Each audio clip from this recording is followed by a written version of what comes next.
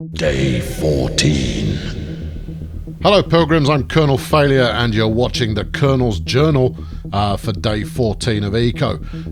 As you can see, I have overcome the stigma associated with using a wagon, as I was fed up of doing one shovel full of mud at a time to help dig out my new kitchen. And the new kitchen's going to be important because we've got to pack it out with quite a lot of concrete and framed glass in order to make it so that the laboratoire failure actually can be set up in there, so that I may craft such culinary delights as actually I've no idea. Hold on, no, are we full here? We're full. Okay, right, wheel the cart over here. Now, the real benefit to using a cart is that you can transport a whole lot of stuff. I've probably not thought this through. Yeah, let's just put that down. Let's dump this. No, just get, yeah, just stick it there. I'll have to clear that out at some point anyway. Where's my hammer? There we go. Let's shift some of this stuff, and then I'll have plenty more cart movery space going on there. Movery is obviously a word. Yes, no, I've overcome it so that we can move stuff around so I can get my kitchen built a little bit quicker. Because doing one shovel full of mud at a time is clearly inefficient. Hold on, careful. Yeah, you see, I possibly could have predicted that this was going to happen. But this is just one of the reasons that I wasn't particularly keen. I was flipping, falling off the terrific. Right, let's get the dirt back out of here. I mean, the only good news, I suppose, out of this is that I can use 10 shovelfuls at once rather than just one, and I can go bang it in somewhere. I'm just going to hide it over here for the moment. I've really got no idea exactly where I'm going to dispose of any of this stuff.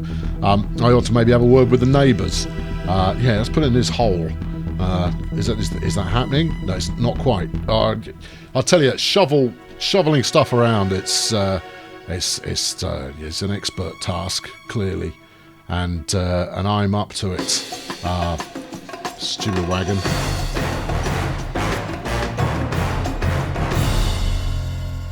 We begin today's adventure with a quick look at the town's population. As you can see, we're pushing a good 20 plus people who actually exist to try and fend off the meteor now, with more people joining on a regular basis.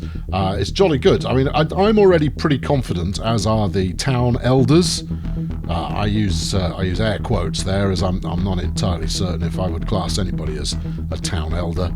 Yeah, the industrial folk, let's say, of the town are pretty confident that we're bang on schedule to have our laser field up and running in time to really, take the meteor to task.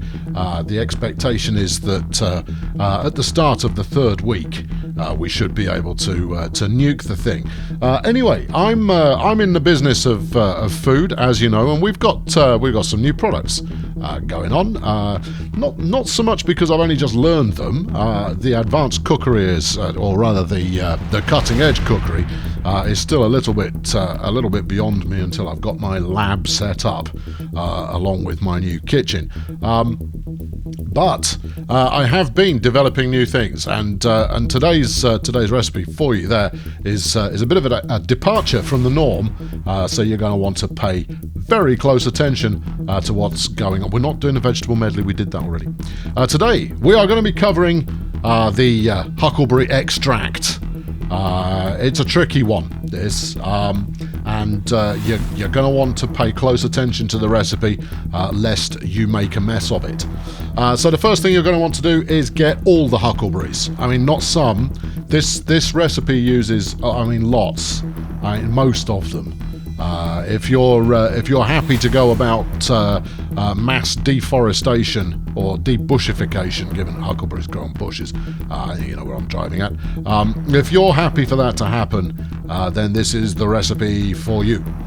So yeah, get yourself a metric ton of huckleberries, and then once you've got them, squish them a lot. I suggest, some kind of vice.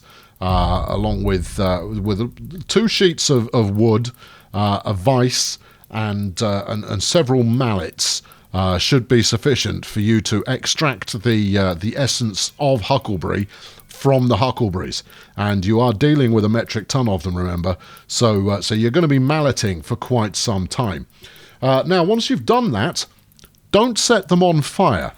I can't stress this enough. I experimented with setting them on fire initially, and all that happened is you got a recipe called burned berries.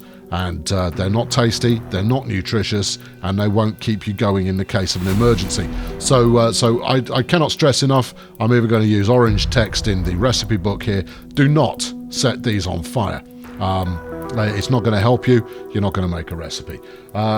In fact, stage 2 and indeed 3 need not exist, particularly, except I have to say, bada bing, you do now have huckleberry extract, having extracted the extract of huckleberries in an extraction-based fashion.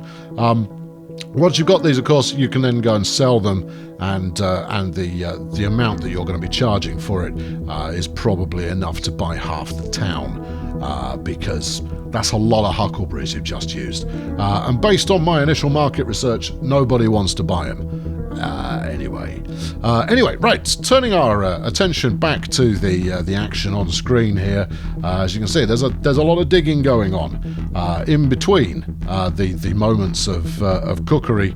I like to fill my time with some digging, and then we wheel it over this makeshift bridge. I mean, I had to use the wood up somewhere. We wheel over here and kind of go, well, there's no more road. Let's just empty it out, and we'll dump it in a place that isn't going to get in my way, fundamentally. And that means we head over towards Skipperchew's property and Tolocrans, and I think Neil Murphy's around here somewhere as well. But we'd basically pollute somebody else's property, given half the chance. Just dump some mud in there in a fairly organic looking fashion, like it was always there.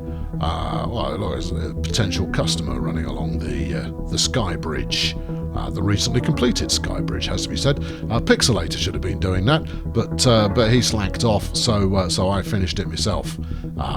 You can't get the staff, even when you offer them money, they don't bother turning up. So there you go. So here's a new town arrival, Mr. Tegan, or is it Tegan? Well, hold on, he's got a question mark in his name, so his name is Tegan. There we go. And Tegan was kind enough to offer to take off my hands pretty much all the wooden lumber that I'd got kicking around, because being new to town, he's barely got a pot to store his huckleberry extract in. So I suggested that maybe I could palm off some hewn logs on him, and because I am a generous and caring individual for those newcomers, I'm not even going to charge him. To be honest, I just want shot of it. So he can have all my logs for nothing. I've just got to set the rights up to the property, which I'm sure I'll get around to. There we go. See, look, it's almost like I knew what was coming.